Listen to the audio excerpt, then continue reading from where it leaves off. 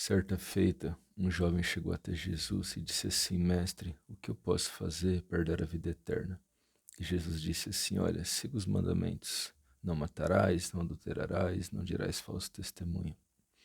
Então o jovem falou assim: Senhor, eu já faço tudo isso. O que mais me falta? E Jesus, conhecendo muito bem o coração do jovem, disse assim: Olha, vende todos os seus bens e dá aos pobres e me segue. Porque o jovem era muito rico. E a Bíblia diz que ele ficou triste e decidiu não fazer aquilo que Jesus pediu. Ele não vendeu as suas riquezas, preferiu o dinheiro do que Jesus. E a Bíblia diz que ele retirou-se. Então os discípulos ficaram observando aquilo e Jesus disse para os discípulos assim: Olha, vocês viram isso? É mais fácil um camelo passar pelo fundo de uma agulha do que um rico entrar no reino de Deus.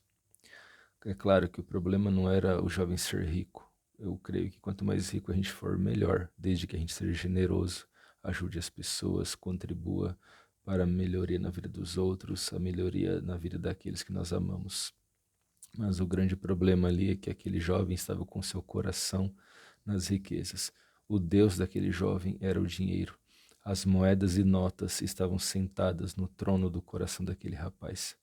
Que a gente nunca chegue a ser pego pela avareza. Um pregador, George Whitefield, ele disse que uma vez um jovem de sua congregação, de sua igreja, recebeu uma grande quantia em herança. Então esse jovem mandou um bilhete até o púlpito de Whitefield dizendo assim: Olha, orem por mim, porque eu recebi uma grande quantia. E às vezes as pessoas oram para receber uma grande quantia, mas não oram quando recebem uma grande quantia. Fato é que quando nós recebemos um grande valor na vida, temos que tomar cuidado para que o dinheiro não seja aquilo que nos move, não seja a razão das nossas ações, que o dinheiro não seja um fim, mas apenas um meio de glorificar a Deus. Então aquele jovem, como eu disse, ele se retira, Jesus diz aos seus discípulos: Olha, mais fácil um camelo passar, mesmo um camelo grandão, né? Passar pelo fundo de uma agulha do que um rico entrar no reino de Deus. Então os discípulos eles perguntam: Mestre, quem pode ser salvo então? Então Jesus responde: Olha, tem coisas que aos homens é impossível, mas para Deus nada é impossível, tudo é possível para Deus. A primeira coisa que nós aprendemos aí é que a salvação é impossível para o homem. O homem não pode ser salvo pelos seus esforços, nem pelas suas obras, nem pelos seus méritos.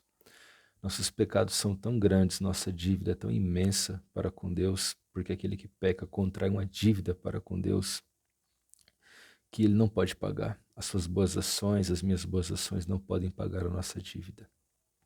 Somente uma coisa pode pagar a nossa dívida, que é o sacrifício de Jesus na cruz do Calvário. E quando nós cremos no sacrifício de Jesus na cruz do Calvário, a nossa dívida é paga por meio da morte e do sangue derramado de Jesus Cristo. A Bíblia diz que sem derramamento de sangue não há remissão de pecados. Então, quando Cristo derramou o seu sangue, ele pagou o pecado de todos aqueles que acreditam nele. Então, quando nós cremos em Cristo, a ele se entregamos, a nossa dívida é paga. Esse é o único meio para ser salvo, o único meio que Deus proveu para ser salvo. Em meio à impossibilidade da nossa salvação, Deus proveu um meio.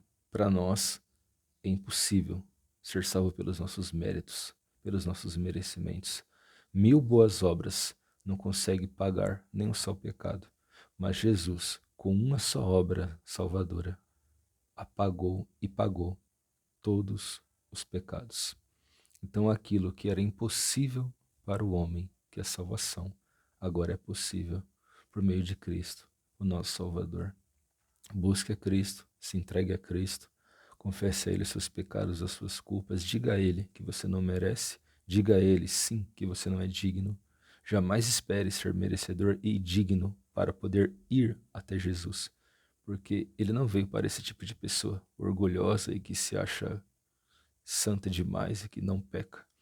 Mas Jesus ele veio para aqueles que estavam doentes. Ele diz: Eu vim para os pecadores e não para os sãos. Eu vim para aqueles que precisam de arrependimento e não para aqueles que se acham justos.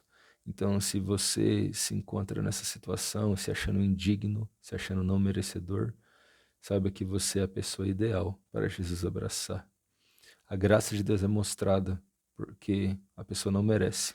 Graça é favor não merecido. Então a graça só pode ser mostrada para aqueles que não merecem. Se você não merece, se é impossível para você, Deus torna possível, te dando a graça salvadora por meio de Cristo Jesus.